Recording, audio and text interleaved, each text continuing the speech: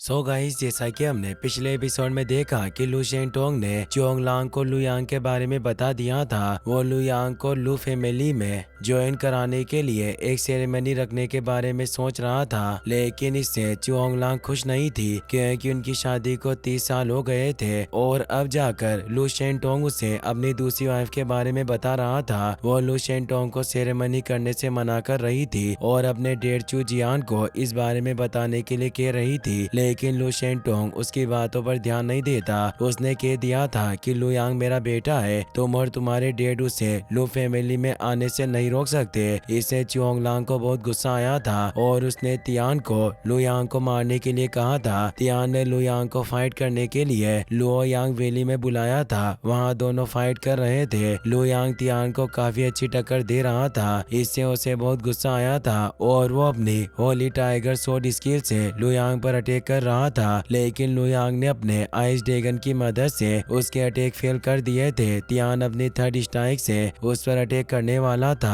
फिर अब हम तियान को देखते हैं, वो अपनी होली टाइगर स्वॉर्ड स्किल की थर्ड स्ट्राइक से लू यांग पर अटैक करता है। लू यांग अपनी ice emperor ultimate strike of gods की मदद से उसके अटैक को फेल कर देता है। वो अगला अटैक तियान पर करता है। तियान एक शील्ड बनाकर उसके अटैक को रोकने की कोशिश करता है, मगर लू यांग का अटैक काफी पावरफुल था, जिस वजह से वो बहुत दूर जाकर गिरता है, जिससे उसे काफी चोट आती है और उसे बहुत दर्द होता है। तियान कहता है कि ये तो आइस एम्परर स्वॉर्ड गॉड की सबसे पावरफुल स्वॉर्ड स्किल है, तुम अभी सिर्फ एक स्वॉर्ड किंग हो, तो आखिरकार तुमने ice emperor ultimate strike of gods को कैसे सीख लिया। आइस एम्परर की स्वॉर्ड स्किल यूज करने की वजह से लू यांग काफी थक गया था। वो कहता है कि तुम अब हार गए हो और तुम मेरा मुकाबला नहीं कर सकते हो, इसलिए दोबारा मुझसे फाइट करने की गलती मत करना। ये सुनकर तियान हंसने लगता है और खड़ा हो जाता है। वो कहता है कि भले ही तुमने मुझे हरा दिया, पर मेरे पास लेजेंडरी स्वॉर्ड रेनबो है, उसकी मदद से मैं किसी को भी मार सकता हूँ। बस वो ब्लेड मास्टर नहीं होना चाहिए। तुम बहुत स्ट्रॉन्ग और टैलेंटेड हो, मगर अफसोस की बात है कि तुम्हारे पास कोई लेजेंडरी स्वॉर्ड नहीं है, इसीलिए आज तुम मरने वाले हो। आज मैं तुम्हें लेजेंडरी स्वॉर्ड की असली पावर दिखाऊंगा। वो अपनी लेजेंडरी स्वॉर्ड को एक्टिवेट कर लेता है और उस पर अटैक करता है। लू यांग भी अपनी लेजेंडरी स्वॉर्ड ताओ शेन को एक्टिवेट कर लेता है और उसकी मदद से रेनबो स्वॉर्ड का मुकाबला करता है। ये देखकर तियान चौंक जाता है। वो कहता है कि आखिरकार तुम्हारे पास एक लेजेंडरी स्वॉर्ड कैसे है? ये लेजेंडरी स्वॉर्ड ताओ शेन है या डार्क किरीन? लू यांग कहता है कि मेरे पास लेजेंडरी स्वॉर्ड ताओ शेन है और अब इसी की मदद से मैं तुम्हें सबक सिखाऊंगा। वो दोनों स्वॉर्ड को कंट्रोल करके फाइट करने लगते हैं। तभी वहाँ एक पोर्टल ओपन होता है। उसके अंदर से लू शेंटोंग, लू फैमिली के ब्लेड मास्टर लू तियान कियाओ के साथ वहाँ आता है। लू शेंटोंग एक अटैक करके दोनों लेजेंडरी स्वॉर्ड्स को दूर कर देता है। लू यांग ताओशेन स्वॉर्ड को ले लेता है और एडर तियान कियाओ रेनबो स्वॉर्ड को ले लेते हैं। तियान को अपने लेवल बढ़ने के बारे में महसूस होता है, इसलिए वो बैठकर कल्टिवेशन करने लगता है। एडर तियान कियाओ लू यांग से कहते हैं कि यह काफी अजीब बात है कि लेजेंडरी स्वॉर्ड ताओशेन तुम्हारे पास है। लू शेंटोंग कहता है कि तुम दोनों भाई हो, फिर भी तुम लेजेंडरी स्वॉर्ड लेकर एक दूसरे से फाइट क्यों कर रहे हो?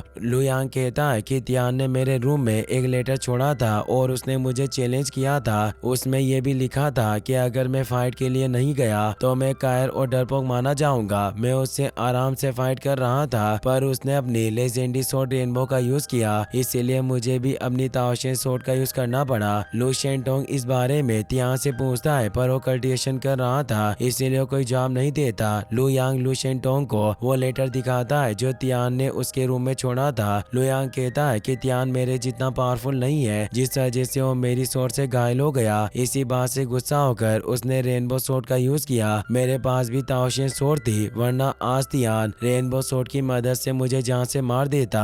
लू शेंटोंग उस लेटर को पढ़ता है, जिससे उसे बहुत गुस्सा आता है और वो तियान को मारने के लिए अपनी पावर एक्टिवेट कर लेता है, पर उसे कल्टिवेट करता देख वो अपनी पावर डीएक्टिवेट कर लेता है। कुछ वक्त बाद तियान का कल्टिवेशन पूरा हो जाता है। लू शेंटोंग उसे कहता है कि तुम्हारी हिम्मत इतनी बढ़ गई है, तुम अपने भाई को मारने की कोशिश कर रहे थे। मुझे तुमसे उम्मीद नहीं थी, तुमने सच में मुझे निराश किया है। इससे तियान को बहुत गुस्सा आता है। वो कहता है कि लू यांग मेरा भाई नहीं है, मेरी मॉम ने मुझे बताया कि वो एक नाजायज औलाद है। इससे लू शेंटोंग को बहुत गुस्सा आता है। वो तियान को एक पंच मारता है, जिससे वो दूर जाकर गिरता है और उसे बहुत चोट लग जाती है। लू शेंटोंग उसके पास जाता है। तियान कहता है कि मैं आपका बेटा हूँ, आप एक नाजायज औलाद के लिए मुझे कैसे मार सकते हैं? हैं मेरी मॉम सही कह रही थी, आपको सिर्फ लुयांग की फिक्र है। उसके आने के बाद आपको हम दोनों से कोई मतलब नहीं रहा। इससे लू शेंटोंग को और ज्यादा गुस्सा आता है। वो फिर से तियान को मारने लगता है, लेकिन एल्डर तियान की आओ उसे रोक देते हैं। वो कहते हैं कि हम सब एक फैमिली है, हम इस मामले को शांति से खत्म कर सकते हैं। तियान अभी ना समझ है, इसीलिए उसे कोई सजा दो। एक दिन वो अपनी गलती समझ जाएगा और दोबारा ऐसी गलती नहीं करेगा।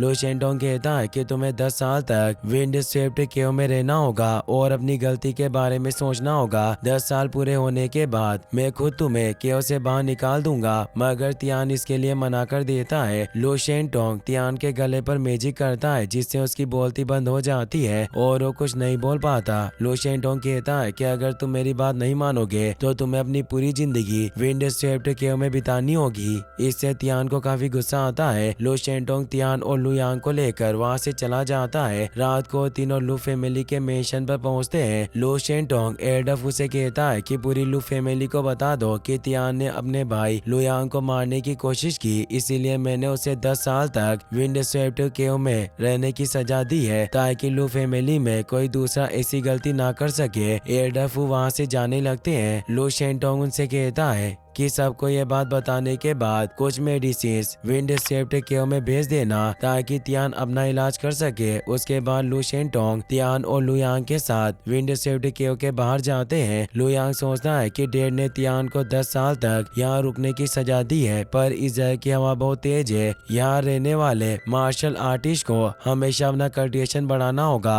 यह केव व्हील को सुधारने के लिए एकदम सही है। लू शेंटोंग अपने मैजिक से तियान को नॉर्मल कर देता है और उसे विंड स्वेप्ट केव के अंदर भेज देता है। तियान गुस्से से कहता है कि आप कितनी भी कोशिश कर लो, पर मैं कभी भी लू यांग को अपना भाई नहीं मानूंगा। ये बात सुनकर लू शेंटोंग को बहुत बुरा लगता है। लू यांग सोचता है कि मॉम डैड का प्यार सच में बहुत खास होता है, पर फिर भी सब लोग अपने मॉम डैड को गलत समझते हैं। ये सब सोचने के बाद लू यांग लू शेंटोंग के साथ वहाँ से चला जाता है। फिर हम चुओंगलांग को देखते हैं। वो गुस्से में एयरडफ के पास आती है। एयरडफ उसे शांत करने की कोशिश करते हैं, पर उनकी बात नहीं सुनती। वो कहती है कि मेरे रास्ते से हट जाओ, मुझे लू शेंटोंग से बात करनी है। इसी के साथ ये एपिसोड यहीं पर खत्म हो जाता है। गाइस, अगर आपको वीडियो पसंद आया हो तो इस वीडियो को लाइक करने के साथ साथ चैनल को सब्सक्राइब जरूर कर लेना। मिलते हैं नेक्स्ट वीडियो में।